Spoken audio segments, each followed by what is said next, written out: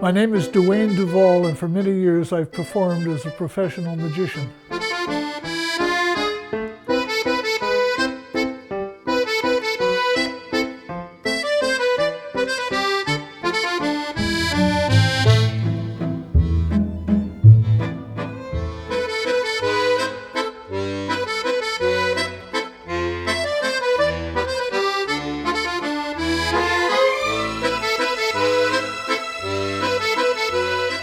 When I was in the first grade, I went up and assisted a magician on the stage, the great Virgil, a real famous magician. And then occasionally through high school, I saw magicians that come to our school. And I got a Johnson Smith catalog, and they had magic tricks for sale in there, so that was my introduction to the world of magic. When I was 20, I moved into Seattle, and I had the opportunity to meet Gene Foley at Foley's Magic Shop. And he had been a lifelong professional magician, and he gave me some coaching. He had great confidence through me that lasted over the years.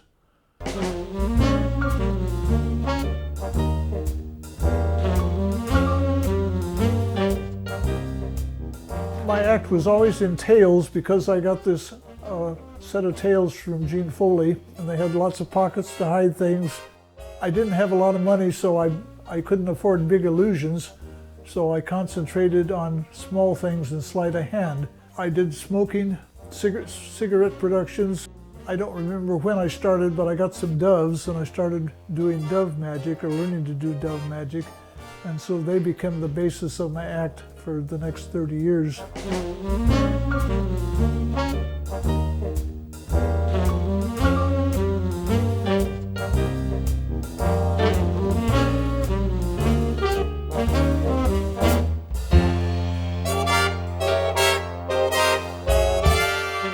So I used to do close-up magic at a table in the bar before the show, and that was written into the contract, and that was an inducement to hire me, that they would get two things instead of one.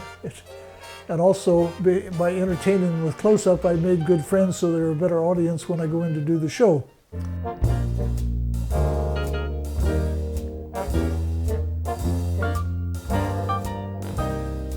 And then I decided I wanted to learn pickpocketing, and I figured that if I practiced with another magician, he would learn it and be my competitor. So I learned it on my own, and I paid a neighbor's wife money to put on a coat and let me practice on her, and I paid her by the hour to practice on her. In the 50s, there was a famous magician for magicians called Slidini, and he developed a trick where you vanish paper balls by tossing them over the person's head. And Gene Foley, I asked if I could buy that trick from Gene Foley, and he says, I don't have it, but this is what you do. So he showed me. Paper napkin, I put the napkin in the hand, I hit the hand, the ball disappears. You watch, you see where we hide it. Ready? Here we go.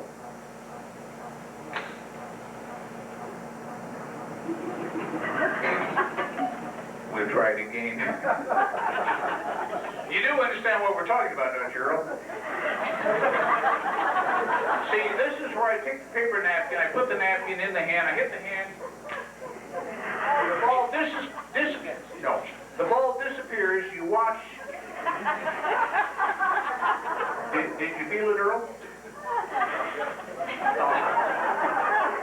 Do you mind if I look around for it? Would that be all right? May I look around? Not tonight. May I look around for it? Okay. So the secret of pickpocketing is that you have to be very physical with the people and do lots of touching. So when you do touch them, then they don't notice or don't care. Here you go. 1, 2, 3, go.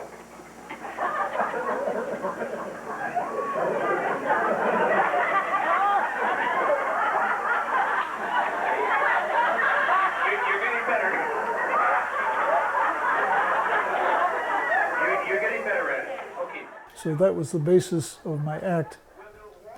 And so it's served me well for 20 years. So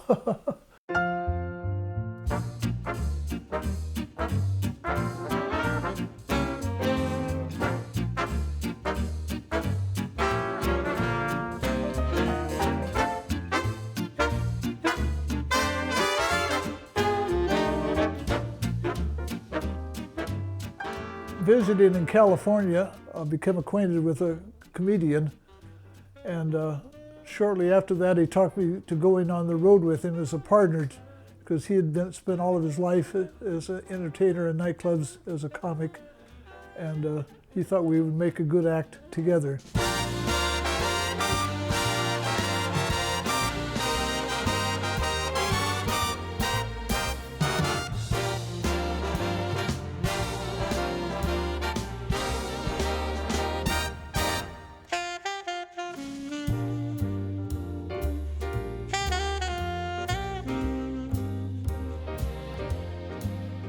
And we were together for 4 years. We met an agent in Beverly Hills asking how we could get into Las Vegas. His only question was, how long does it take you to get off stage? Because things have to move quickly. And if you litter the floor and take 3 trips to get things off and on, then you slow things down. So anyway, we got a show in Reno, Pat Marino's Artists and Models show, which ran for 6 or 7 years.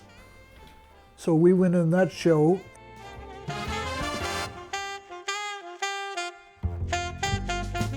Then we got an offer to go to Europe and entertain, mostly in military clubs, so we thought that was a great deal.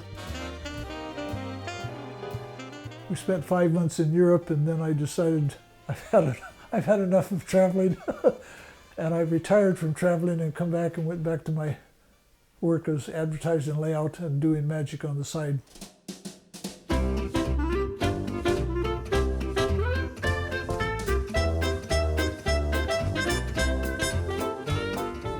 When I come back to Portland, the Roaring Twenties room was just being built at the Hoyt Hotel. And it was a very lavish showroom with felt wallpaper and crystal chandeliers.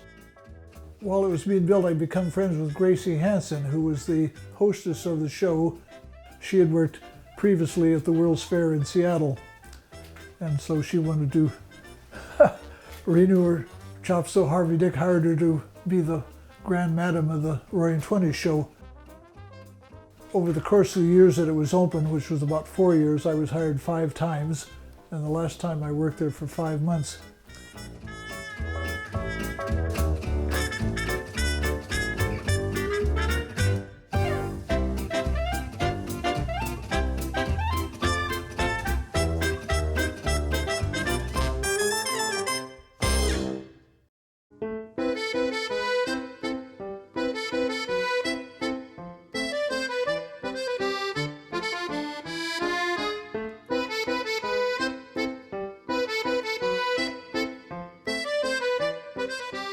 I achieved more than I ever dreamed of, and probably more than my friends ever imagined that I would ever achieve. I've had some successes, notable things along the way that